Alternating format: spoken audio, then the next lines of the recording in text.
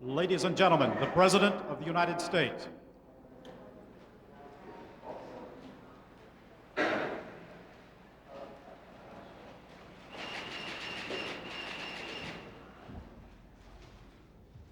Good evening, ladies and gentlemen. Yesterday, we were reminded that protecting our democracy and expanding its promise around the world can be costly and dangerous. Here at home, we mourn the loss of the servicemen in the tragic aircraft accident at Pope Air Force Base, and we pray for a speedy recovery for those who were injured. This tragedy reminds us that the men and women who serve in the military put their lives at risk in the service of our nation. In Mexico, an assassin killed Luis Donaldo Colosio, the presidential candidate of the Institutional Revolutionary Party. We send our condolences and our prayers to his family, and I urge the Mexican people at this difficult time to continue their strides toward economic and political reform and progress. With the Congress beginning its Easter recess tomorrow, this is a good time to assess the real work we are getting done on behalf of the American people. We're moving forward on our economic plan. The budget now moving through Congress, when passed, will give us 3 consecutive years of deficit reduction for the first time since Harry Truman was president. In 1995, we'll have the lowest budget deficit as a percentage of our annual income of any of the major industrialized countries. A recovering economy produced 2 million jobs last year, and we're on track to create 2 million more in '94. Around the world, America's efforts have helped to bring much-needed calm to Sarajevo and led to an important political accord between the Bosnian Muslims and Croats. Our call for restraint has helped to start talks again in the Middle East. We'll continue our efforts to stop North Korea's nuclear program and to seek progress on human rights in China, working to build a more positive relationship with that very important nation. This Friday, a week ahead of schedule, our troops will return home from Somalia. Because of their courageous efforts, Somalia can now build its own future, a step it made in the right direction today with the accord between the leaders of the 2 largest factions in that country. Since we came here, our country has been moving in the right direction. Just today, the House of Representatives passed our legislation to limit the influence of lobbyists. Our administration is completing work on a comprehensive welfare reform proposal. We have presented to the Congress our very important reemployment proposal to change the unemployment system to provide immediate retraining to those who lose their jobs. In a few days, with bipartisan support, the country will have an education reform law that sets national standards for our public schools. In a few weeks, Congress will pass a crime bill and put more police on the street, tougher gun laws on the books, and make 3 strikes and you're out the law of the land. Speaker Foley assured me last night that the crime bill will be item number 1 on the agenda of the House when it returns to work. And in a few months, we will succeed in passing health care reform. Just yesterday, the House Subcommittee on Health passed legislation to provide health security for every American. And while there'll be lots of twists and turns in the legislative process, this year Congress will pass, and I will sign, a health reform law which guarantees health care security to every American that can never be taken away, with the right to choose a doctor, with a plan that outlaws insurance abuses, no more dropping coverage or cutting benefits, no more lifetime limits, no more raising rates just because someone in your family has been sick or some are older than others. We want to preserve and strengthen Medicare, and we believe in this administration that those health benefits should be guaranteed through the workplace, building on what works today. I know that many people around America must believe that Washington is overwhelmingly preoccupied with the Whitewater matter, but our administration is preoccupied with the business we were sent here to do for the American people. The investigation of Whitewater is being handled by an independent special counsel whose appointment I supported. Our cooperation with that counsel has been total. We have supplied over 14,000 documents, my tax returns dating back to 1978, and made available every administration witness he has sought. I support the actions of the House and the Senate clearing the way for hearings at an appropriate time that does not interfere with Mr. Fisk's responsibilities, and I will fully cooperate with their work as well. Tomorrow, I will make available my tax returns dating back to 1977 when I first held public office. Cooperation, disclosure, and doing the people's business are the order of the day. This is the best moment we have had in decades to do the hard work on so many issues that affect not only our own progress and prosperity, but the very way we think about ourselves as a nation. The American people should know that I and my administration will not be distracted. We are committed to taking advantage of this rare moment and achieving these important goals. Terry? Mr. President, you just said that you would release your tax returns back to 1977. Questions also have been raised about whether you made money or lost money in your Whitewater investment. Do you still believe that you lost about $70,000, and do you have any reason to believe that you owe any back taxes? I am certain that we lost money. I do not believe we owe any back taxes. If it is determined that we do, of course, we will pay. I am now sure that we lost something less than $70,000 based on an interview I heard on television, or I heard about on television, with Jim McDougall on one of the networks, where he said that he felt that one of the loans I had taken from a bank, where we also borrowed money for the Land Development Corporation, he said he thought one of those was a personal loan. And so I started racking my brain to try to remember what that might have been. And by coincidence, I was also rereading the galleys of my mother's autobiography, just fact-checking it. And I noticed that she mentioned there something that I had genuinely forgotten, which is that I helped her to purchase the property and what was then a cabin on the place that she and her husband Dick Kelly lived back in 1981, and that I was a co-owner of that property with her for just a few months. After they married, he bought my interest out. So that's where I borrowed the money to go into that investment. I paid the money back with interest. That was unrelated to Whitewater. All the other losses that we have documented to date, we believe clearly are tied to the investment Hillary and I made in Whitewater. So we in fact lost some $20,700 less than the Lyons report indicated, because that loan came from a different place and then, or came for different purposes. And there was another $1,500 payment I made on it. So whatever the total in the Lyons reports was should be, you should subtract from that $20,700 and another $1,500. And we believe we can document that clearly. Tomorrow, my counsel, David Kendall, will brief the press on the evidence that we have, what's in the tax returns. You will see when you see the tax returns that those losses were clearly there, and he will be glad to support it with other information as well. Helen? President, do you know of any funds, any money, Whitewater seems to be about money, having gone into any of your gubernatorial campaigns or into Whitewater, particularly federally insured money? Do you know of any money that could have gone in? No, I have no knowledge of that. I have absolutely no knowledge of that. Rita? President Clinton, you just mentioned James McDougall, your former business partner. A lot of questions have been raised about his business practices. Can you tell us what drew you to him to begin with, and whether or not you still have faith now that he is an honest businessman? Well, I can tell you that when I entered my relationship with him, let's go back to then and not now, I knew Mr. McDougall and had known him for many years. I met him in the late 60s when he was running Senator Fulbright's office in Arkansas. I knew that sometime around that time, perhaps later, he got into the real estate business. When I entered into this investment, it was with a person I had known many years who was in the real estate business, who'd never been in the S&L business or the banking business. That all happened at a later time. He had done quite well. The reason we lost money on Whitewater is not surprising. A lot of people did at that time. Interest rates, as you'll remember, went through the roof in the early 80s.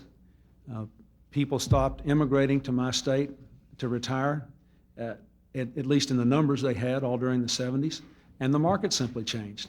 So we didn't sell as many lots, and the venture was not successful.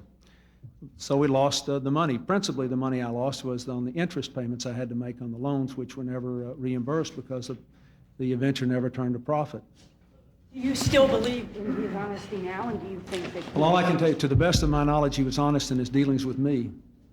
And that's all I can comment on, in my experience. And as I said, when I heard about his comments on television, since he He's always told you that I had nothing to do with the management of Whitewater, that Hillary had nothing to do with it. We didn't keep the books or the records, that this investment was made, as you know, back in 1978, and that we were essentially passive investors, that none of our money was borrowed from savings and loans, and we had nothing to do with the savings and loan. So that's what he has always said. So when he said he didn't think this note where I borrowed money from a bank, not an S&L, in 1981 had anything to do with Whitewater, I started thinking about it. We talked about it. We couldn't remember what else it could have been until I literally just happened across that in reading my mother's autobiography. Andrew?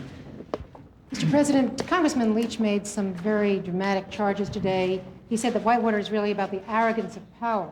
And he didn't just mean back in Arkansas. He said that federal regulators tried to stop investigators for the Resolution Trust Corporation in Kansas City from putting Whitewater into their criminal referrals. That would amount to a cover-up and possibly obstruction of justice. Do you have any knowledge of that? Absolutely not. And it's my understanding, let me just say this, it's my understanding that Mr. Leach was rather careful in the words that he used, and apparently he didn't even charge that any political appointee of our administration had any knowledge of this. He may be talking about an internal dispute within the RTC from career Republican appointees, for all I know. Keep in mind, until I came here, all the appointees of the RTC were hired under previous Republican administrations. There's never been a Democratic president since there's been an RTC. And I can tell you categorically I had no knowledge of this and was not involved in it in any way, shape, or form. Well, in light of all that's happened so far, Mr. President, do you think you made any mistakes in the initial investment and in the way the White House has handled this? Well, I certainly don't think I made a mistake in the initial investment. It was a perfectly honorable thing to do, and it was a perfectly legal thing to do. And I didn't make any money. I lost money. I paid my debts.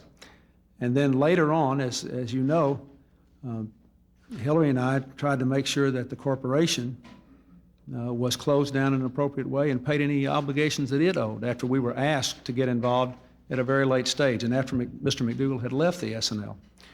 So I don't think that we did anything wrong in that at all. And I think we handled it in an appropriate way. We were like a lot of people. We invested money and we lost.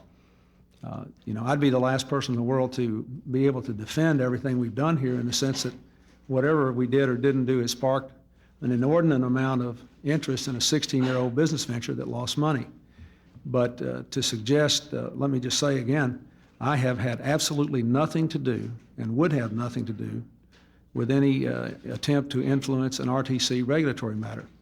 And I think if you look at the actions of the RTC just since I've been president and you examine the facts that everybody that works there was appointed by a previous Republican administration, the evidence is clear that I have not done that.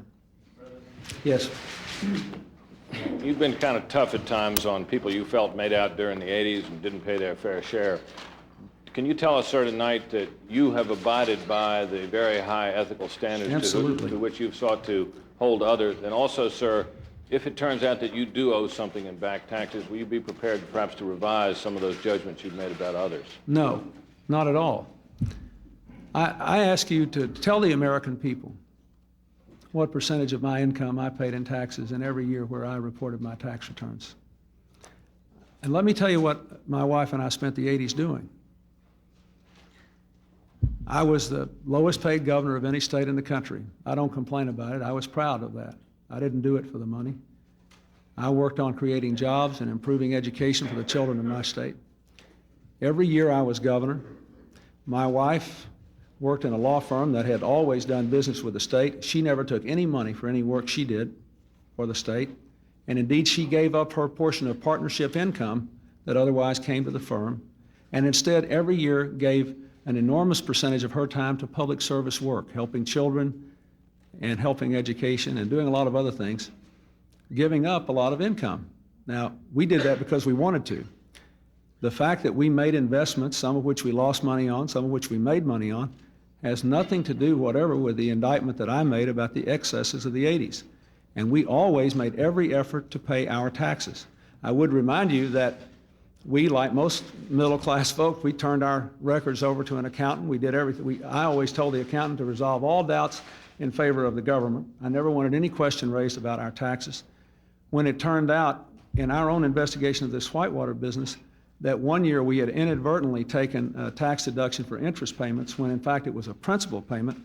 Even though the statute of limitations had run, we went back and voluntarily paid what we owed to the federal government. And if it turns out we've made some mistake inadvertently, we will do that again. But I have always tried to pay my taxes, and you'll see when you look at all the returns that we've always paid quite a considerable percentage of our income in taxes. Yes. Mr. President, during the campaign, you said your administration would set a higher standard. Yet in the travel office case last year, your own chief of staff found that some of your aides used their official position to advance their personal interests. More recently, we've seen a senior White House official delinquent in Social Security taxes that disqualified others from serving in your administration, and others in the White House neglecting until recently to undergo a security clearance required of other government officials handling classified information. Why, sir, do you think it's so difficult for members of your staff to live up to your campaign promise? First of all, let's deal with those things each in turn. Now, the finding was not that anybody who worked for me sought to advance themselves personally, financially in the travel office issue. That was not the finding. We found that the issue had not been well handled, and I might say, unlike other White Houses that stonewalled, denied, or delayed, we did our own internal investigation and admitted what mistakes we made and made some changes there. I'm proud of that. Secondly, no one was barred from serving in our administration because they hadn't paid Social Security taxes, but people were barred from serving in presidential appointed positions that required Senate confirmation unless they complied with administration policy. Mr. Kennedy did not do that entirely, and he has been reassigned. He has been he's had a difficult time, and I am convinced that he has done a lot of work that's been very valuable for us. But I think that he should not have done what he did, and I think he should fully pay. He has done that. I think that's what he should have done. Now, on the White House passes thing, let's just talk about what the facts are. About 90% of the people who work here have been through all the clearances. The others aren't going through the clearances. I learned when I read about this that apparently previous administrations had had some of the same problems. That is, they'd been lax because of the cumbersome nature of the process. So we've now basically put in rules that say that anybody comes to work here now has to get all this done in 30 days or is immediately on leave without pay. They can't get paid unless they do it. I asked Mr. McClarty and Mr. Cutler to fix this and make sure it never happens again, so I feel confident that we have. But since you raised the issue, let me also ask you to report to the American people that we have enforced higher standards against ethical conflicts than any previous administration. When people leave the White House, they can't lobby the White House. If they're in certain positions, they can't lobby the White House for a long time. If they're in certain positions now, they can never lobby on behalf of a foreign government. I have supported a campaign finance reform bill that I am hoping the Congress will pass, and I believe they will, which will change the nature of financing political campaigns. I've supported a very tough lobby reform bill, which will require more disclosure and more restraint on the part of lobbyists and public officials than ever before. And we will comply with those laws. So I think our record on balance is quite good here. And when we make mistakes, we try to admit them, something that has not been the order of the day in the past. Peter? Thank you, Mr. President. So many things have happened since this Whitewater story broke or resurfaced, depending on your point of view. Your counsel has resigned. A number of your top aides have been subpoenaed because of their contacts with Treasury officials in on the investigation. I'm curious, who do you blame more than anything else for the Whitewater mess that the administration is in now? Well, I don't think it's useful to get into blame. I think what's important is that I answer the questions that you have that are legitimate questions, that I fully cooperate with the special counsel, which was requested widely by the press and by the members of the Republican Party, and who is himself a Republican, that we fully cooperate. And we've done that. Senator Inouye from Hawaii pointed out today, said, I've been experienced in these investigations. He said, you folks have claimed no executive privilege. You've fully cooperated. No one can quarrel with that. And then I get back to the work of getting unemployment down, jobs up, passing a health care bill, passing the crime bill, moving this country forward. I think the worst thing that can happen is for me to sort of labor over who should be blamed by this. There'll probably be enough blame to go around. I'm just not concerned about it. Or do you feel ill-served in any way by your staff? Well, I think I've told you what I think about these meetings. Now let's go back to the facts of the meetings. We now know that Mr. Altman's counsel checked with the ethics officer in Treasury before he came over and gave the briefing to the White House. But I have said, so it appears at least that the council thought that Mr. Altman had an ethical clearance to come and do this briefing. We certainly know that no one in the White House, at least to the best of my knowledge, has tried to use any information to in any way improperly influence the RTC or any federal agency. Would it have been better if those meetings had not occurred? Yes, I think it would have been. Do we have people here who wouldn't do anything wrong but but perhaps weren't sensitive enough to how something could look in retrospect by people who are used to having problems in a presidency or used to having people not telling the truth? I think that we weren't as sensitive we should have been, and I've said before it would have been better if that hadn't occurred. But I think, the one thing you have to say is you learn things as you go along in this business. None of this, in the light of history, will be remotely as important as the fact that by common consensus, we had the most productive first year of a presidency last year of anyone in a generation. That's what matters, that we're changing people's lives. That's what counts, and I'm just going to keep working on it. Yes? Mr. President, you and your wife have both used the phrase bewildered, confused about why all the interest in Whitewater.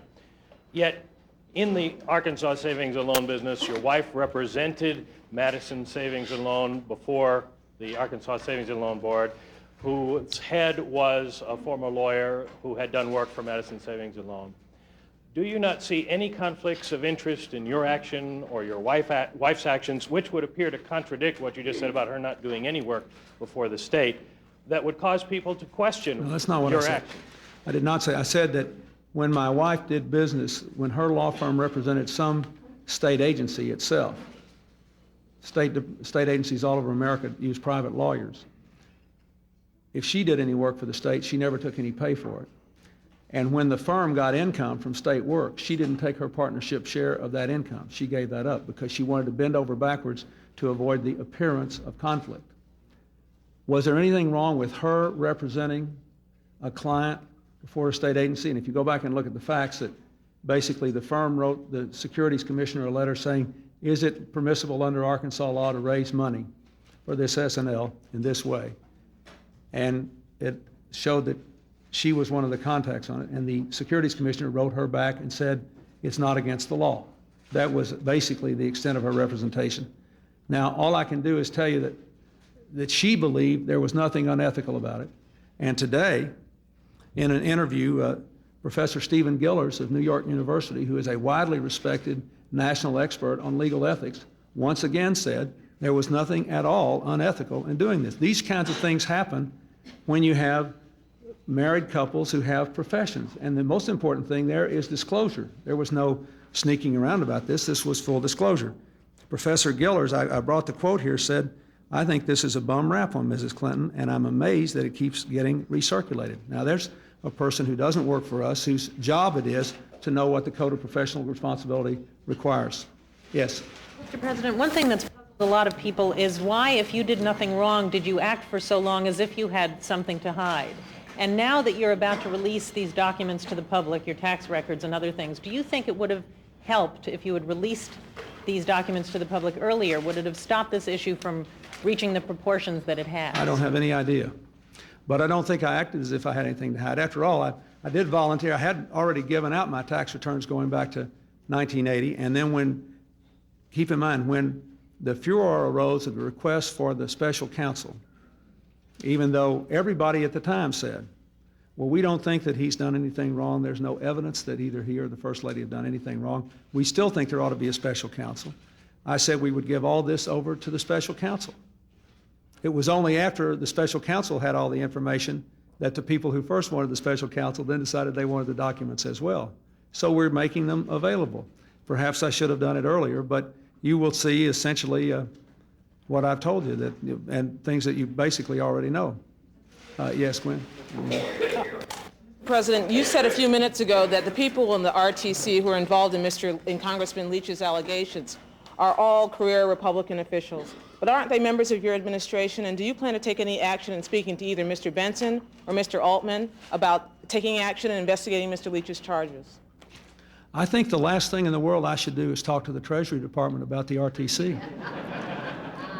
You all have told me that creates the appearance of impropriety. I don't think we can have it's not just a one-way street, it's a two-way street. Mr. Leach will see that whatever should be done is done, but I can tell you, I have had no contact with the RTC. I've made no attempt to influence them. And you can see by some of the decisions that they have made that that is the furthest thing, it seems to me, that ought to be on your mind. All responsibility for a department, a cabinet department in your government? I haven't abandoned all responsibility, but you can't have it both ways. Either we can talk to them or we can't. And, you know, I just think this is a matter of public record now, and Mr. Leach will certainly see to it that it is looked into. He's already said that that's his job, and I'm sure he will see that it is. Yes? With so many questions swirling around Whitewater and the Rose Law Firm, there's some concern that the moral authority of the First Lady is eroding as well. Are you reconsidering her role as the point person for health care reform? Absolutely not. Absolutely not. People should not be able to raise questions and erode people's moral authority in this country. There ought to have to be evidence and proof. We live in a time when there is a great deal of question raising. It seems to be the order of the day. But I know what the facts are, and I'm giving you the facts on this. You know, here we just had all these questions were raised about whether she was properly or improperly representing a client before a state agency to do something, I might add, that the federal government had asked savings and loans to do, that is, go out and raise more capital to become more solvent. So that's what she was doing in the full light of day, in full disclosure. Now we have, even in retrospect, an eminent national expert saying that she is getting a bum rap. When people ask questions that don't have any basis, no, I think you should ask whatever questions you want to ask, and I think that we should do our best to answer them. But I think that the 20-year record she made as a lawyer, never before having her ethics questioned, never before having her ability questioned, when everybody who knew her knew that every year she was giving up a whole lot of income to do public business, to advance the cause of children and to advance the cause of our state. No, I don't think so. I think in the end, when all these questions get asked and answered, her moral authority will be stronger than it has ever been, because we will have gone through this process and been very forthcoming, as we are, to the special counsel. And then at the end, people will compare how we did this with how previous administrations under fire handled their business. And I think it'll come out quite well. Yes? Mr. President, the assassination of Mr. Colosio today has shaken the financial markets in this country, created doubt about the stability of Mexico. Mexico opens the stock market and banks tomorrow. You said you would help Mexico in these. What can the United States do to help Mexico in these trying times? Well, first of all, let me say Mexico is a very great country that has made enormous progress economically and politically. There is a lot of ferment and change going on there that is inevitable and that can be very positive.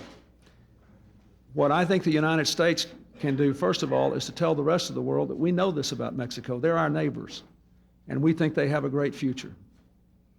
And we don't expect any long-term damage to come from this terrible personal tragedy and political setback. Secondly, the only business I did last night on this, and I called President Salinas as a friend as well as the President of the United States to express my sorrow. The only business I did was to talk to the Secretary of the Treasury about what we might be able to do in the event there was some sort of unusual trading against the Mexican currency. And there may be something we can do to step in and stabilize that. As you know, there have been times in the past when our friends have had to come to our aid. The Germans, the Japanese, and others have come to our aid when there was unusual trading against the dollar. And we're prepared to try to help the Mexicans if that is necessary, but we hope it won't be. Today, we did just a little bit on Mexican securities when we suspended trading here in the United States for a very short time so that the American people who would be interested in this would at least be able to verify what the facts were and what they were not about the terrible incident last night. And I think that helped a bit. I certainly hope that it did. Yes. Increasingly, polls are showing that more and more Americans are unsure whether you acted properly in Whitewater, that maybe you did something wrong. Does that concern you? And when do you think it would be proper for the First Lady to answer questions about Whitewater? Well, first of all, does it concern me? Only a little bit. The truth is, I'm amazed when I read in the New York Times or someplace today that there had been 3 times as much coverage of Whitewater as there had been of health care. I'm amazed that there hadn't been more change in the polls. I think what the American people are really upset about is the thought that this investment that we made 16 years ago that lost money, that did not involve savings and loans, might somehow divert any of us from doing the work of the country. getting the economy going and dealing with health care and crime and the other issues. So in that sense, I think people are right to be concerned. And they want to know that I'm going to answer the questions. A lot of people don't even know. I don't think that there is a special counsel, that we have fully cooperated, that he has said we have, that the Watergate prosecutor, Sam Dash, contrasted our conduct with previous presidents and said we've been highly ethical, and we're moving forward. Now, the First Lady has done several interviews. She was out in 3 different places last week answering questions exhaustively from the press. I think she will continue to do that. And if you have questions you want to ask her about this, I think you ought to ask the questions. Deborah. Mr. President, you and the First Lady have several times said that you've been amazed and dismayed by the intensity of both the opposition and the scrutiny surrounding Whitewater in particular. Has any of this been instructive for you? Have you taken any lessons from this ordeal, whether it's about the presidency, about the process, about the city, or anything? Oh, I think I've learned a lot about it. I think one of the things that I've learned about it is that it's very important to try to decide what the legitimate responsibility of the president is, to be as forthcoming as possible and to do it. It's important for me to understand that there is a level here, and this is not a blame, this is just an observation. Because of the experiences of the last several decades, of which I was not a part in this city, I think there is a level of suspicion here that is greater than that which I have been used to in the past. And I don't complain about it, but I've learned a lot about it. And that my job is to try to answer whatever questions are out there so I can get on with the business of the country. And I think I've learned a lot about how to handle that. I've also learned here that there may or may not be a different standard than I had seen in the past, not of right and wrong, that doesn't change, but of what may appear to be right or wrong.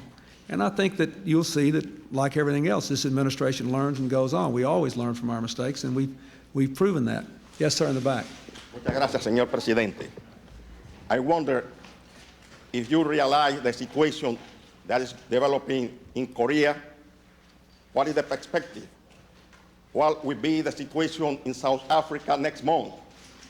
And do you believe that the former Soviet Union, Russia, has a stabilization and that will contribute to peace in the world? How do you respond? That's the quickest anybody ever asked me 3 questions at once. Let me say, first of all, the situation in Korea is serious, and we have responded in a serious way. The North Koreans themselves have said they are committed to a non-nuclear Korean peninsula. We want that. We want a good, normal relationship with them. They have terminated the IAEA inspections. We are examining what we can do. We're talking to our South Korean partners, as well as to the Chinese, the Japanese, the Russians, and others. We still hope that this can be resolved, and we believe it can be, but the choice is really up to North Korea. Will they be isolated from the world community, or will they be a full partner? They could have a very bright future indeed. They have many contributions to make indeed to a united Korea, and we hope that it will work out. But I did decide to deploy the Patriots on the recommendation of General Luck as a purely defensive measure in the wake of the difficulties we've had, and we will make further decisions as we go along. With regard to South Africa, I am immensely hopeful. I have tried once to encourage Chief Buthelezi to join in the political process, and I still have some hope that he will. It is not too late, and they have made real efforts to try to accommodate the conflicts between national and local interests.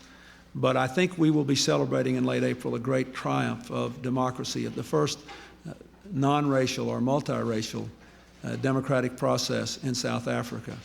With regard to Russia, I think that on balance, our relationship is still sound. It is based on our perception and their perception of our shared interests. When we disagree, we will say so, and we will act accordingly. But I do think that the Russians have made a constructive contribution to our efforts in Bosnia, which have had a lot of success. We've got a long way to go, but we've had some real success, and I'm hopeful that they will elsewhere. I know they made a suggestion on Korea today, and we'll see what happens there. Last question. Yes, Mike. Mr. President, Congressman Stark's health care bill doesn't do everything that you had proposed. Would you veto it if it reaches your desk? No, because it does what I asked. It doesn't solve all the problems, but it does provide universal coverage. It emphasizes the workplace. That is, there is no tax on people unless they elect not to take out insurance. And it provides comprehensive benefits, which I think are very important. And it leaves Medicare alone with the integrity of Medicare. There are things that it doesn't do that I wish it did. I don't think it's as successful, or would be as successful, in holding down costs and expanding opportunity as our plan, but certainly if it were to be enacted by the United States Congress, I would sign it because it meets the fundamental criteria I set out of covering all Americans with health care. One more, I guess we got to go. Everybody wants to be watching these ball games, I think. You know, I'm going to make, you know what, he's asked me if we're going to tax gambling or anything. Go ahead. Mr. President. This is a setup, it's my joke. I'm only people who bet against my team in the NCAA. Go ahead. Mr. President, I take it that the tax returns you're putting out tomorrow are the ones that have already gone to the special counsel. If the special counsel wanted to question you about that, would you answer a subpoena? Would Mrs. Clinton? What about congressional hearings? What would be the protocol on going before Congress to explain it to them? Well, let me answer the first question first. We decided, in addition to putting out the 78 and 79 returns, we should go ahead and put out the 77 returns, but that would be an appropriate starting point because that's the year I first entered public life. And, you know, I mean, I know it's kind of a moving bar here. None of us are quite sure how far back anybody should go anymore about anything, but we thought that we would do that, and at least you would then have a complete record of the money we earned and the taxes we paid, Hillary and I together did, as long as I've been in public life. In terms of the information, I expect that the special counsel will want to question me and will want to question the First Lady. It's my understanding that typically in the past it's been done in a different way. I mean, I will cooperate with him in whatever way he decides is appropriate. Similarly, if Congress wants any information direct from us, we'll of course provide it to them in whatever way seems most appropriate. Again, I understand there are certain protocols which have been followed in the past, which I would expect would be followed here, but I intend to be fully cooperative so that I can go back to work doing what I was hired to do. Thank you very much. Purchasing alliance. What did you say about it? Are you going to tax gambling? What about it? No, what I said, I made a joke about that. Well, no, I said I was going to try to tax anybody who bet against my team in the basketball finals. But I have made no decision on the financing of welfare reform. I can tell you this, it's a tough issue because we have to pay for anything we do. And there are all kinds of proposals out there. I know the Republican welfare reform proposal has a lot of things in it that I like, but I think it's way too hard on financing things through savings from immigrants. I think it goes too far there.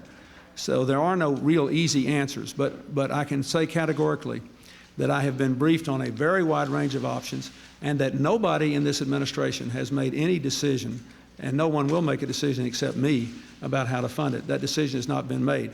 We will come forward with that plan. We do think it offers the real promise of ending welfare as we know it, of moving people from welfare to work, if we can also guarantee these welfare parents that when they go to work, their children will not lose the health care that they have on welfare, so they won't be punished for going to work. That's the key issue. Thank you very much.